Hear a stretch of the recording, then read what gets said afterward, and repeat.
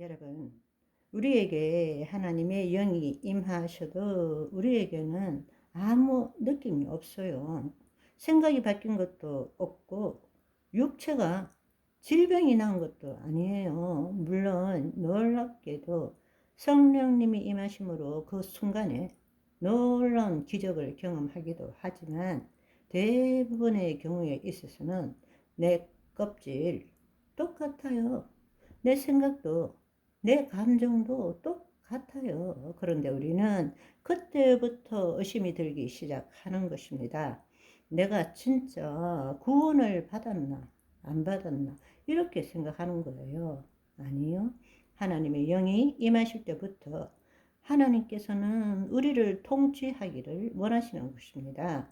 하나님이 우리를 통치하기를 원하셔요. 그런데 처음에는 하나님이 통치하실 수가 없어요.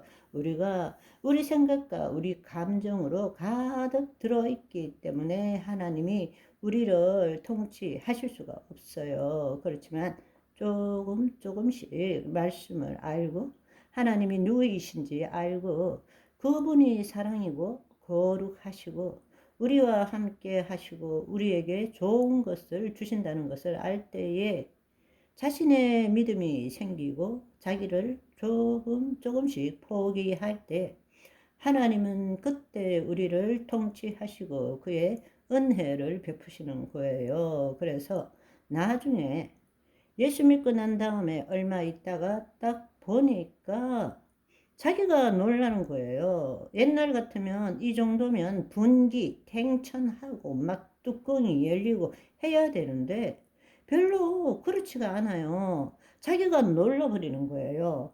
와, 옛날 같으면 이거 난리가 나고 뒤집어졌는데 내가 왜 이러지? 비슷한 일을 당하는데 왜 화가 안 나지? 이게 바로 구원을 받은 증거인 것입니다. 그런데 저기 어느 교단처럼 몇 월, 몇 시, 언제 받았다. 그건 뻥입니다. 그건 자력 구원이에요. 그럴 수가 없어요. 우리의 머리로 이해할 수가 없는 것입니다. 구원은 신비인 것입니다. 하나님의 은혜로 믿음으로 구원을 얻는 거지. 그거는 신비예요. 우리가 언제 구원을 받았다고 말할 수가 없어요. 그렇지만 내가 그걸 받고 난 다음에 내 삶 속에서 나타나는 열매를 볼 때에 하나님이 우리 몸을 통치하시고 나타나신 그 열매를 볼 때, 와, 하나님의 은혜구나. 내가 구원을 얻었구나. 이걸 알게 되는 것입니다. 그걸 알면 알수록 자기를 점점 더 포기하는 것을 배워가기 시작하는 거예요. 성령의 인도함을 받기 시작한다는 것입니다.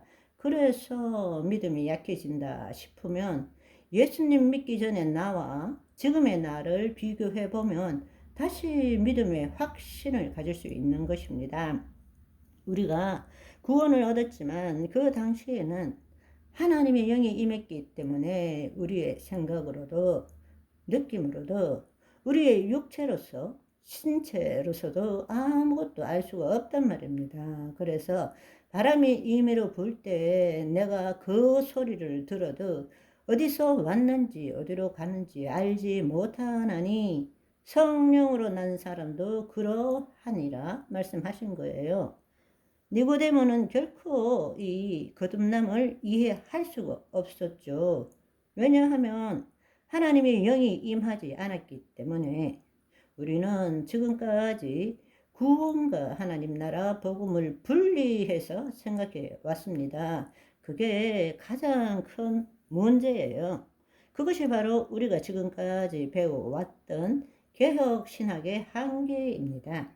그 개혁신학의 관점에서 볼 때 구원을 받는 것은 예수 그리스도로 말미암아 죄 사함 받고 하나님과 새로운 관계를 가진다는 뜻이지만 하나님 나라 복음의 관점에서 볼 때는 구원받은 자는 법적으로 예수 그리스도 안에서 하나님과 새 언약을 맺는 것이고 하나님의 통치 하나님 나라 안에 있는 자가 된 것입니다.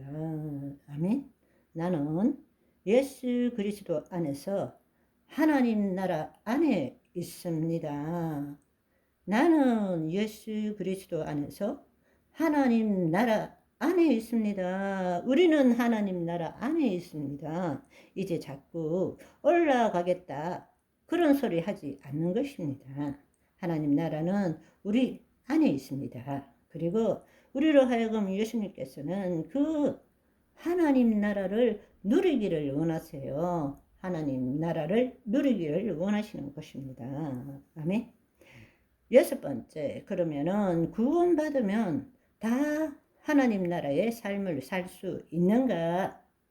구원과 하나님 나라, 구원과 하나님 나라 복음이 이게 틀리는 게 아니라 구원받았다라는 것은 하나님과 새 언약을 맺었고 하나님의 통치 안에 있다는 것을 의미합니다. 그렇다면 구원받으면 다 하나님 나라의 삶을 살 수 있는가?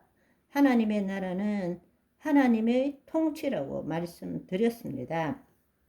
하나님 나라가 우리 안에 이루어지면 두 가지가 필요합니다. 두 가지.